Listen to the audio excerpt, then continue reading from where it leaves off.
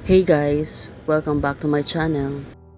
Here it is, chapter 63, Raiders of the Demon King Girls Dormitory.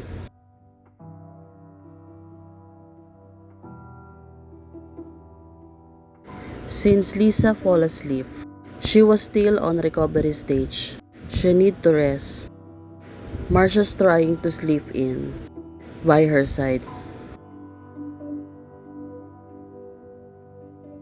When they both fell asleep, Marcia suddenly wake up. So many questions, dreams. Is she dreams what will happen in the future? As we already know, she was the Demon King. She realized that she has a power, a black power, cause she is the Demon King. I think this manhwa is gonna end soon. Or maybe there is a twist again. Now she can harness more power, a totally black magic.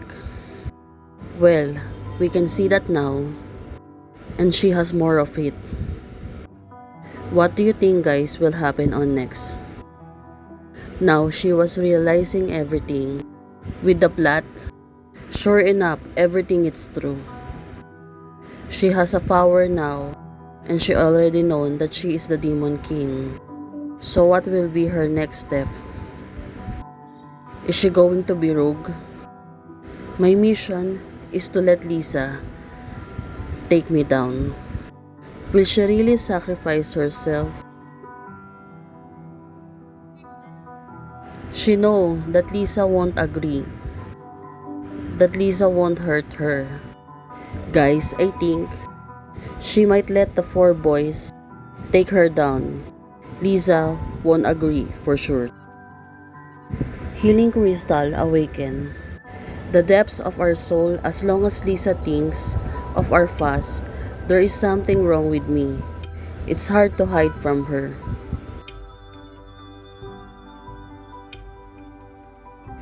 In case she guesses the truth, well, let's hope they can get more of better plan for this, or think better ways.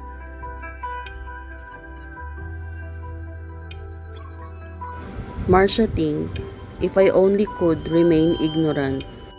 She think about the past, that she didn't know that she was the Demon King, when before, everything is fine. Now, Lisa is gaining her consciousness. She's slowly opening her eyes, and she see Marcia on her side. Well, let's hope Lisa won't remember. Now, she was surprised. Marcia being on her side. She said, "What are you doing?"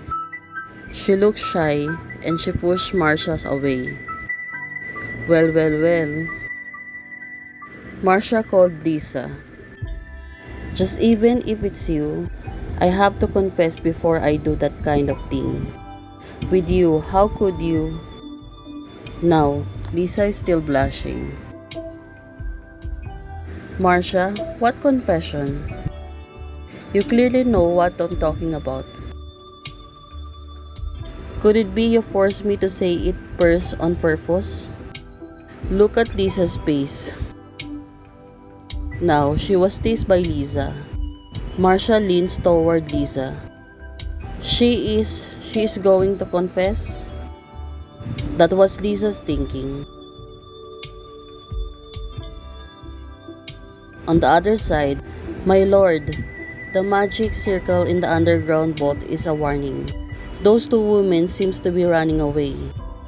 They can't run away.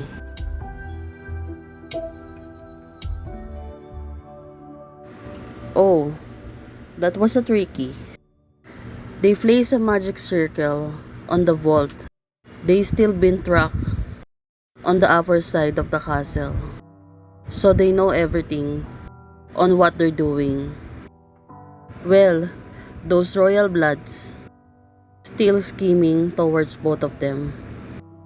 Cause they feeling the magic power of the Demon King is growing. Lisa asking Marcia, "Why are you looking back? Someone is chasing you?" Well, I bet Marcia sensing everything. The blotting of the Lord's towards her, she might know this because she know her power now, but still she hide it from Lisa. Marcia said, "It's nothing, I was wrong." It's not wrong. Marcia is still sensing it. And now she was aware with it. Look at her. Her power is surging up. She can see the others while she was away.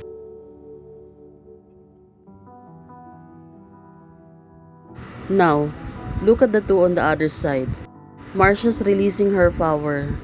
She warned the two to stop bothering me and Lisa with the remaining time. Marcia need more time to stay with Lisa. Ha ha. You won't be caught up by here, right? Don't worry, I'll be fine. Well, they've been out on the castle. They are now on the woods. She also said that if he take down the devil, he will become more famous. In the end, I was driven away by a stupid man.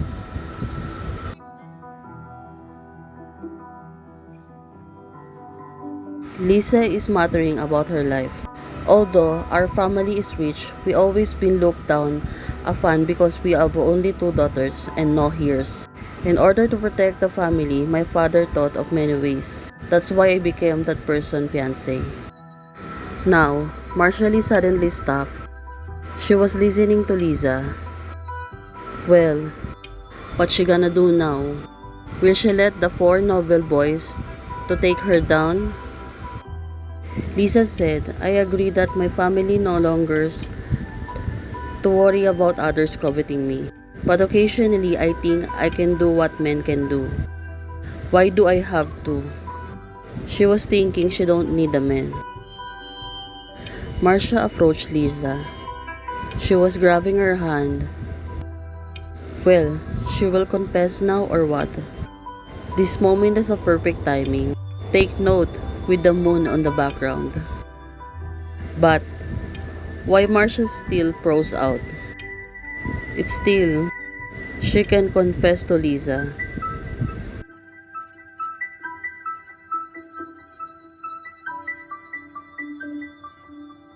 Now, she can only say, I lost. With everything happened, she can still say it. Why this girl is so simple? She can really express her own self. Now, she get teased by Lisa. Ah, I'm dead.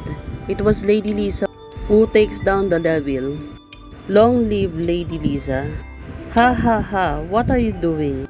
Lisa is laughing hard. She was teasing Marcia. Miss Demon King, wake up. Otherwise, Lady Lisa will execute you on the spot. Well, what do you think, guys? This may be the last moment of Marcia with Lisa. Now, suddenly, Marcia grabbed Lisa's hand. What will she do? Is she going to tease her back? This scene is getting really exciting for some parts. Now, Lisa was surprised. Wow, look at her. She really don't know what will happen next.